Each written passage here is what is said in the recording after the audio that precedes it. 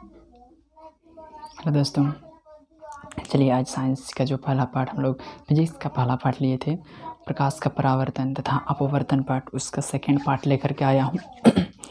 इसमें हम लोग प्रकाश क्या है, प्रकाश का परावर्तन क्या है, ये सब के बारे में हम लोग समझ लिए थे। और दर्पण का वहाँ पहुँचे थे। ये दर्पण क्या चीज़ होता है, दर्पण का दो भाग पड़े थे, समतल दर्पण, अवतल दर्पण। फिर जो नहीं समतल दर्पण और गोलीय दर्पण। फिर गोलीय दर्पण का दो भाग पड़े थे हम लोग, एक था क्या अवतल और उत्तल। जिस दर्पण में उभरा हुआ भाग पालिश किया हुआ रहता है और परावर्तक सतह धंसा हुआ हो तो उसको क्या बोलते हैं, अवतल दर्पण। और वैसा दर्पण जिसका परावर्तक सतह जिधर से परिवर्तित प्रकाश परावर्तित होगा उसको क्या बोलते थे, उत्तल दर्पण कहते थे। हम लोग ये सब पढ़ लिए थे। आज हम लोग पढ़ेंगे जो अवतल समतल दर्पण में वैसा कुछ रहता नहीं है, फिर हम समतल दर्पण के बारे में भी बताएंगे। पहले हम जो उत्तल दर्पण या फिर अवतल दर्पण मतलब गोलीय दर्पण, गोलीय दर्पण में बहुत सारा बिंदु होता है, उन बिंदुओं को पहले आज हम जान लेंगे, ठीक है। फिर समतल दर्पण में क्या क्या कौन कौन सा बिंदु होता है, ये प्रतिबिंब कैसा बनता है, ठीक है, ये सब का आज हम लोग समझते हैं। चलिए स्टार्ट करते हैं, ठीक है। गोलीय दर्पण हम लोग बताए थे, गोलीय दर्पण का दो भाग होता है, क्या क्या, अवतल दर्पण और उत्तल दर्पण। उभरा हुआ, अवतल दर्पण धंसा हुआ, ठीक है, जिसका परावर्तक सतह धंसा हुआ हो उसको अवतल दर्पण, और जिसका परावर्तक सतह उभरा हुआ हो उसको उत्तल दर्पण। और अभी हम लोग जो पॉइंट पढ़ रहे हैं वो गोलीय दर्पण के मुख्य बिंदु, इसमें बहुत सारा बिंदु सब आता है, मेन पॉइंट सब, इसको हम लोग पहले जान लेते हैं। गोलीय दर्पण में तो गोलीय दर्पण तो अवतल और उत्तल दोनों होते हैं, तो दोनों ही दर्पण में देखेंगे इसका बिंदु सब किस प्रकार से होता है। तो सबसे पहले हम लोग यहाँ पर पॉइंट दिए हैं ध्रुव पी को। इधर में भी हम लोग दर्पण लिए हैं, एक तो गोलीय दर्पण। गोलीय दर्पण मतलब क्या होता है, हम समझा दिए थे कि गोलाकार का दर्पण होता है, जिसमें से आधा दूर से उसको क्या कर दिया जाता है, काट दिया जाता है। तो इसको हटा देंगे तो इस प्रकार से गोलीय दर्पण बनता है। आगे पेंट, अगर पीछे पेंट करते हैं, इसका इधर साइड में पेंट करेंगे तो अवतल दर्पण हो जाएगा, और इधर साइड में पेंट कर देंगे तो उत्तल दर्पण हो जाता है। ये समझ गए थे हम लोग। तो यही पहले हम लोग समझते हैं, ये अवतल दर्पण या उत्तल दर्पण में एक बिंदु आता है P, ध्रुव। इसको ध्रुव किसको बोला जाता है, तो ध्रुव किसको बोला जाता है, गोलीय दर्पण के हो जाएगा मेरा, तो ध्रुव किसको बोलते हैं। देखिए गोलीय दर्पण में बहुत सारा पॉइंट आता है, एक एम क्या हुआ बोलिएगा, यहाँ पी लिखे हैं ये कौन है, ये क्या है, एफ लिखे हैं ये क्या है, सी लिखे हैं ये क्या है। तो यही सब को हम लोग पहले समझ लेते हैं। जो सबसे पहले हम पी लिखे हैं इसको ध्रुव कहा जाता है। तो ध्रुव किसको कहा जाता है अगर बोलेगा तो दर्पण, जो गोलीय दर्पण आता है वो गोलीय दर्पण का जो परावर्तक सतह होता है, परावर्तक सतह जो लाल लाल दिख रहा है वही परावर्तक सतह है। गोलीय दर्पण का परावर्तक सतह का जो मेन मतलब क्या बोलेंगे, वो केंद्र को इधर से भी बीच और इधर से बीच वाला जो बिंदु होता है, गोलीय दर्पण का क्या, परावर्तक पृष्ठ के केंद्र को ही क्या कहते हैं, ध्रुव कहते हैं।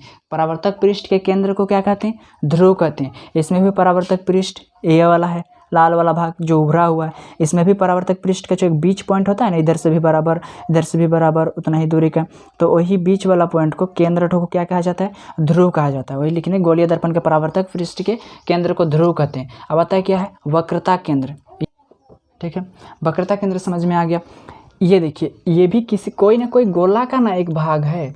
ये भी यहाँ पर सी बीच में ले लिए हैं तो पर छोटा हो रहा है, इधर मेरा जगह नहीं है इसलिए इस प्रकार हम कर रहे हैं। ये भी कोई ना कोई गोला का है, ये भी कोई ना कोई गोला का ही तो हिस्सा है ना एक ठो, ये भी कोई ना कोई एक ठो गोला का ही हिस्सा है। तो ये गोला का जौन ठो केंद्र है वही इसका भी केंद्र होगा, ये गोला का जौन केंद्र है वही ना इसका भी केंद्र होगा, उसी को बोला है गोलीय दर्पण। जिस गोला का भाग है, ये जो गोलीय दर्पण है जिस गोला का भाग है उसका ही केंद्र को क्या कहते हैं, वक्रता केंद्र कहते हैं। और वक्रता त्रिज्या किसको बोला जाता है, जब कहते हैं जिस प्रकार से गोलीय उसका वक्रता केंद्र जिस गोले का केंद्र है वही उसका केंद्र हो गया, तो वक्रता त्रिज्या भी वही होगा। जिस गोले का वो वक्रता, जिस गोला का वो त्रिज्या है वही उसका क्या हो जाएगा, उसका त्रिज्या ही इसका वक्रता त्रिज्या कहलाता है, ठीक है। अब आता है मुख्य फोकस, मुख्य अक्ष। यहाँ से आपको एक रेखा दिखाई दे रहा होगा जो ध्रुव से और केंद्र से होकर के, ध्रुव और केंद्र से होकर के सीधा गुजर गया है, ठीक है। फोकस को तो अभी नहीं बोले हैं इसीलिए इसका नाम नहीं ले रहे। तो ध्रुव से और वक्रता केंद्र से होकर के एक रेखा गुजरा है इस प्रकार से, इसी को ही कहते हैं क्या, मुख्य अक्ष कहा जाता है। इस प्रकार से हम लोग इसको लिख सकते हैं, ध्रुव तथा ध्रुव तथा अच्छा ध्रुव P ना। मुख्य अक्ष किसको कहते हैं? तो ध्रुव और वक्रता केंद्र, ध्रुव और वक्रता केंद्र से होकर के जाने वाली जो रेखा है, ध्रुव और वक्रता केंद्र के बीच से होकर के क्या गुजरने वाली रेखा को कोई क्या कहते हैं? मुख्य अक्ष कहा जाता है। ठीक है, यह मुख्य फोकस किसको कहते हैं? थोड़ा सा यहाँ पर हम ऐसा कर देते हैं। मुख्य फोकस किसको बोलते हैं? अब बता दें मंत्र, अगर कोई प्रकाश आता है इस प्रकार से, ठीक है, और प्रकाश आने के बाद वह परावर्तित होता है, लेकिन प्रकाश को परावर्तन करने का एक नियम होता है यहाँ पर, कि परावर्तन का नियम क्या होता है कि इसमें आपतन कोण और परावर्तन कोण दोनों क्या होना चाहिए? बराबर होना चाहिए। तो आपतन कोण और परावर्तन कोण बराबर होगा, ये कैसे पता चलता है? अभिलंब डाला जाता है सबसे पहले तो अभिलंब ना, वक्रता केंद्र परावर्तित करने से पहले अभिलंब डाला जाता है। कहाँ से? केंद्र से। इस प्रकार अभिलंब डालेंगे और इसको क्या करेंगे, उसके बाद ये जितना बड़ा कोण है आई, इसको आई बोलते थे, आपतन कोण आने वाला कोण को, और जो परावर्तित हो रहा था उसको परावर्तन कोण आर, और ये दोनों क्या हो रहा था? बराबर हो रहा था ना। तो इस प्रकार से इसको हम लोग परिभाषित कर सकते हैं कि मुख्य अक्ष के समांतर आ रही प्रकाश की किरणें, क्या मुख्य अक्ष के समांतर, मुख्य अक्ष के समांतर आ रहा है, मुख्य अक्ष के समांतर आ रही प्रकाश की किरणें दर्पण से परावर्तन के बाद, दर्पण से परावर्तन के बाद मुख्य अक्ष पर ना, मुख्य अक्ष के एक बिंदु पर मिलती है या मिलती हुई प्रतीत होती है। क्यों बोले? ये उसमें बनाएंगे, उसमें पता चलेगा। मिलती है या मिलती हुई प्रतीत होती है तो उसको क्या कहते हैं? मुख्य फोकस कहते हैं। हम इधर से भी और ले जाएंगे, अगर और भी ले जाना चाहते हैं इसके समांतर नीचे तरफ से, तो भी उसी प्रकार से ही होगा। यहाँ से हम पहले अभिलंब खींचेंगे, फिर यहाँ से पार करेंगे, तो वो मुख्य फोकस से होकर के ही पार, इस प्रकार से।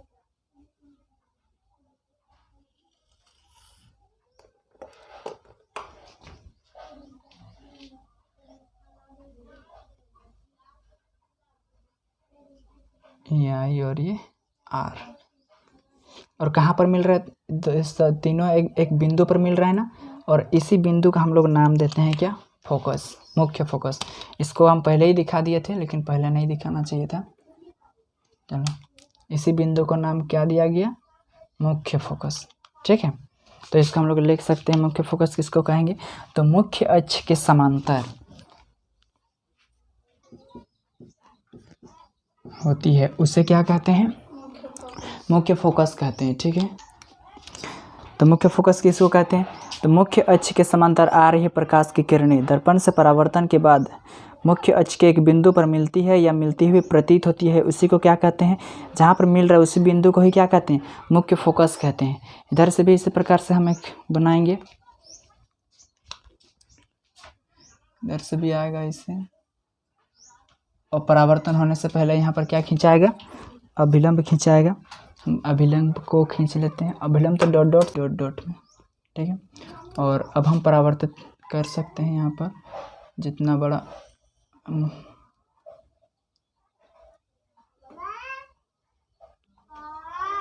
चलिए हाथ से उतना बढ़िया तो नहीं बन रहा। ये आई है और ये आर है, पार हो गया, और ती या मिलती हुई प्रतीत होगी, देखना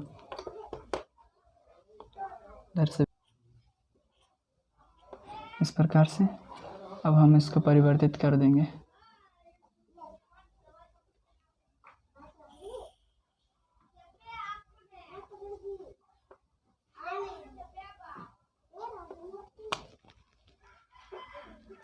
और ये भी एक बिंदु पर क्या हो रहा है?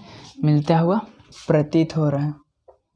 जब भी किरण खींचेंगे उसमें आने वाली किरण और जाने वाली किरण को तीर से दिखा दिया जाता है। ठीक है, यहाँ देखिए, मुख्य अक्ष के समांतर आ रही प्रकाश की किरणें एक बिंदु पर मिलता हुआ, सच में हम लोग को लाइन किरण आरेख के द्वारा दिख रहा है, लेकिन इसमें क्या हो रहा है कि आ रही जो प्रकाश की किरणें हैं वो परावर्तन के बाद डॉट डॉट लाइन से एक जगह पर मिलता हुआ प्रतीत हो रहा है। हम अभिलंब का सब ये सब हटा दे रहे हैं, नहीं तो समझ में नहीं आ रहा होगा।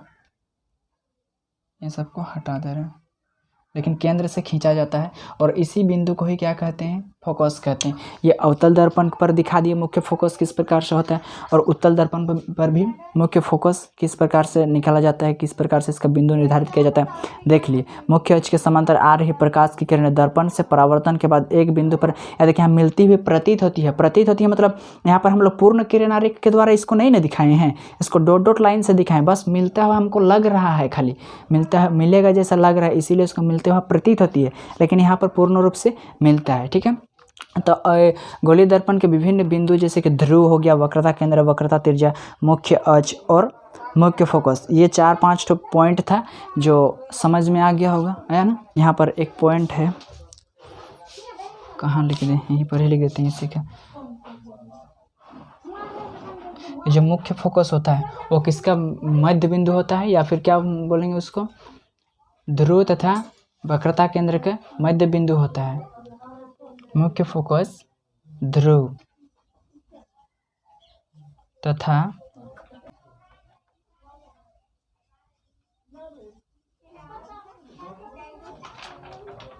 मतलब ये जो फोकस दूरी हम लोग का निकला, फोकस निकला, यह फोकस जो होता है वह वक्रता केंद्र C और ये ध्रुव का क्या होता है, मिडिल पॉइंट होता है। ठीक है, इस क्या होता है, बीच का बिंदु होता है। ये ध्रुव का और वक्रता केंद्र का मध्य बिंदु होता है। ठीक है, ध्रुव तथा वक्रता केंद्र का मध्य बिंदु होता है कौन, फोकस दूरी। इस हिसाब से हम लोग का एक फॉर्मूला भी निकलता है ना, इस हिसाब से हम लोग का एक फॉर्मूला निकलता है। कैसा फॉर्मूला निकलता है, चूँकि हम बोल दिए क्या, जो फोकस होता है वह ध्रुव तथा वक्रता केंद्र का क्या होता है, मध्य बिंदु।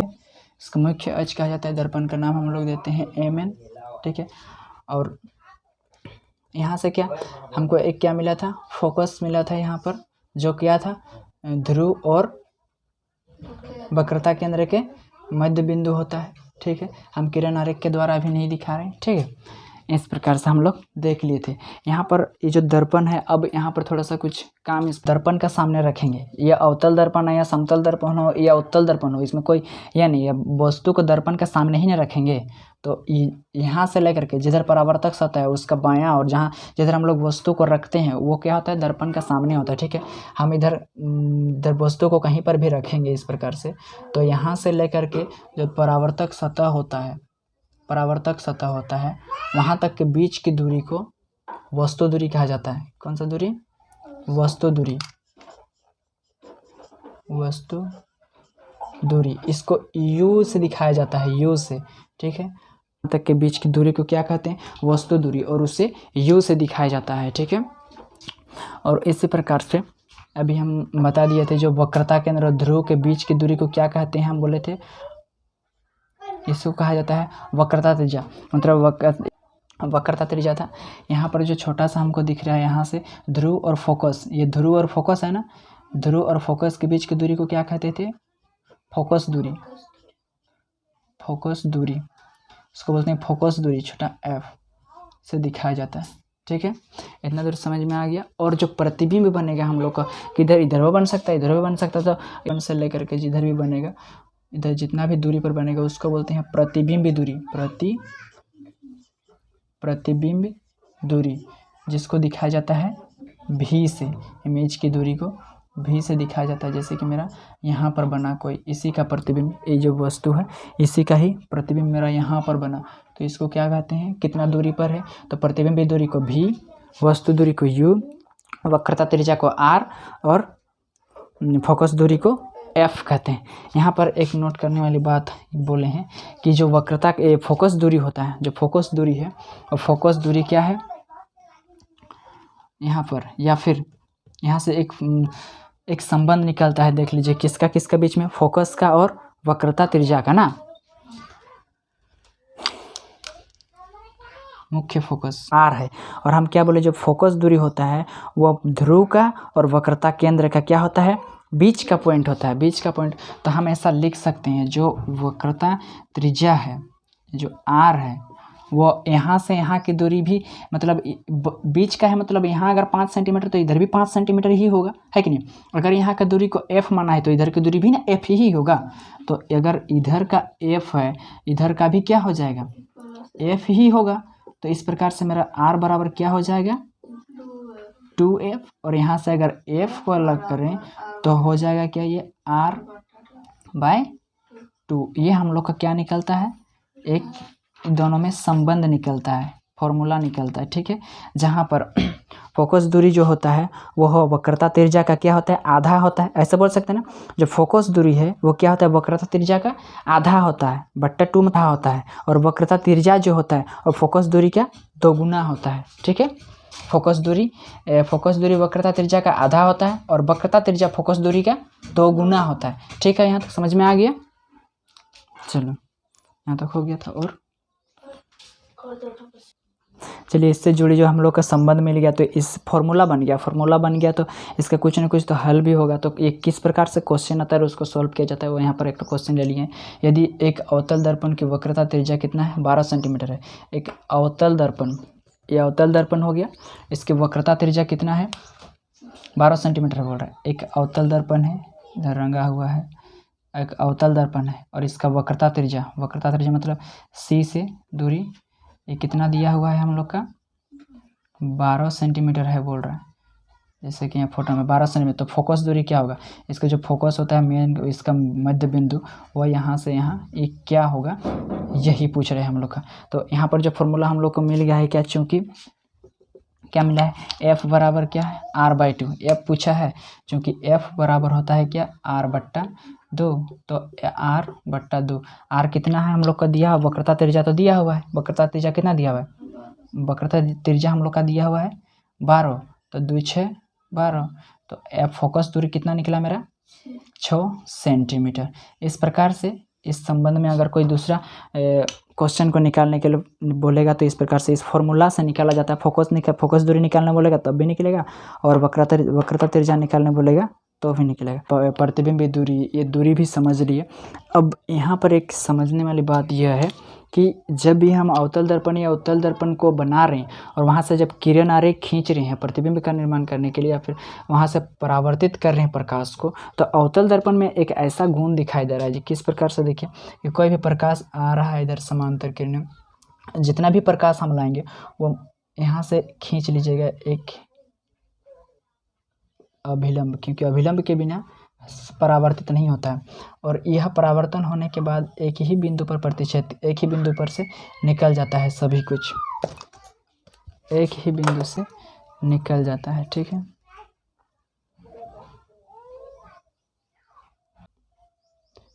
ये आने वाली प्रकाश आपतित किरण, ये परावर्तित किरण, ये आपतित किरण, और ये परावर्तित किरण। देखिए इधर से आने वाली प्रकाश परावर्तन के बाद एक बिंदु पर मिल रहा है, इधर से भी आने वाला सब अवतल दर्पण में देखा गया, ये सभी एक बिंदु पर क्या हो रहा है, बोलो तो जमा हो रहा है। तो इस जमा हो रहा है मतलब मुख्य अक्ष के समांतर आ रही प्रकाश की किरणें परावर्तन के बाद एक बिंदु पर क्या हो रहा है, अभिसरित हो रही है। अभिसरित मतलब क्या, जमा होना, ठीक है, मतलब सिकुड़ रहा है। तो इसी गुण के कारण इस अवतल दर्पण को क्या कहा जाता है, अभिसारी दर्पण भी कहा जाता है। इस अवतल दर्पण को अभिसारी दर्पण भी कहा जाता है, अभिसारी दर्पण भी कहा जाता है। अभिसारी दर्पण क्यों कहा जाता है, अभिसारी का मतलब होता है एक जगह पर सिकुड़ना या फिर एक जगह पर जमा करना। अब अवतल दर्पण में जितना भी हम किरण इधर से ला रहे हैं सब एक ही जगह पर सिकुड़ रहा है कि नहीं सिकुड़ रहा है, सिकुड़ रहा है ना, एक ही जगह पर जमा हो जा रहा है। इसी गुण के कारण इसको क्या कहा जाता है, अभिसारी दर्पण भी कहा जाता है। और इसमें हम देखेंगे जितना भी हम प्रकाश को लाएंगे इधर से, हम स्केल का प्रयोग कर रहे हैं थोड़ा, नहीं तो अच्छा नहीं बनता है। जितना भी हम दो ठो लाएंगे नीचे ऊपर से, बाद में परावर्तित कर रहे हैं, जितना भी लाएंगे देखिए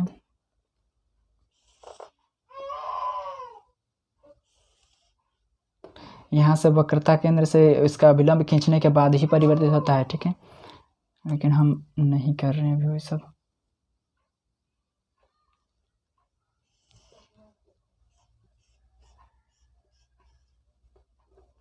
इस प्रकार से, और ये अभिलंब होगा एक ठो, यहाँ से खींचा जाता है अभिलंब को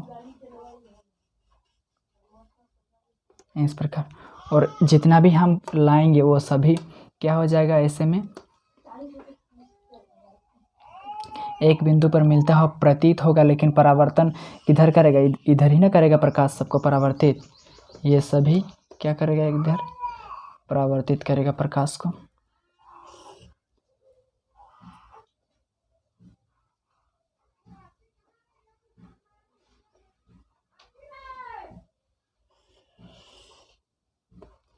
देख लीजिए,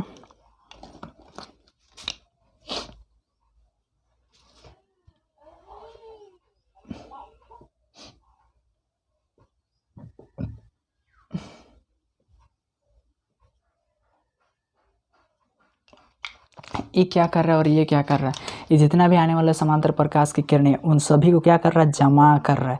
आ रहा फैल के, लेकिन बाद में जमा कर रहा है एक जगह पर। और ये आ रहा है लेकिन ऊपर से क्या हो रहा है, और भी फैल के भाग रहा है। देखिए इधर से आ रहा है और फैल के भाग रहा है, आ रहा है फैल के भाग रहा है कि नहीं भाग रहा है। इसको अगर हम लोग और इधर खींचते जाएंगे तो इसका क्षेत्र कितना बड़ा होगा। देखिए ये इसका क्षेत्र बढ़ा रहा है कि नहीं बढ़ा रहा है इतना। फिर इधर बढ़ाएंगे, इधर इधर इधर से जो गुजरेंगे तो सीधा आ जाएगा। ठीक है, तो ये क्या कर रहा है, फैला रहा है प्रकाश को, क्या कर रहा है, फैला रहा है। और ये प्रकाश को क्या कर रहा है, एक बिंदु पर अभिसरित कर रहा है, जमा कर रहा है, और ये अपसरित कर रहा है। फैलाना मतलब क्या, अपसरित कर रहा है। और इसी गुण के कारण इसको क्या कहा जाता है, अपसारी दर्पण कहा जाता है। अपसारी दर्पण कहा जाता है। इसका डेफिनेशन अगर लिखना चाहते हैं तो लिख लीजिएगा कि इस मुख्य अक्ष के समांतर आ रही प्रकाश की किरणें परावर्तन के बाद क्या होता है, अभिसरित हो जाती है। ठीक है, अभिसरित हो जाती है या फिर एक बिंदु पर जमा हो जाती है, जिसके कारण अवतल दर्पण को क्या कहा जाता है, अभिसारी दर्पण कहा जाता है। और इसमें मुख्य अक्ष के समांतर आ रही प्रकाश की किरणें परावर्तन के बाद क्या होता है, अपसरित हो जाता है, मतलब फैल जाता है। परावर्तन के बाद वो सब फैल जाता है, जिसके कारण उत्तल दर्पण को क्या कहा जाता है, अपसारी दर्पण कहते हैं। तो ऐसा क्वेश्चन में पूछता है कि अवतल दर्पण को अभिसारी दर्पण और उत्तल दर्पण को अपसारी दर्पण क्यों कहा जाता है। तो इस प्रकार फोटो बना करके और इसका थोड़ा बहुत डिफिनेशन लेकर के इसका उत्तर दिया जा सकता है। ठीक है।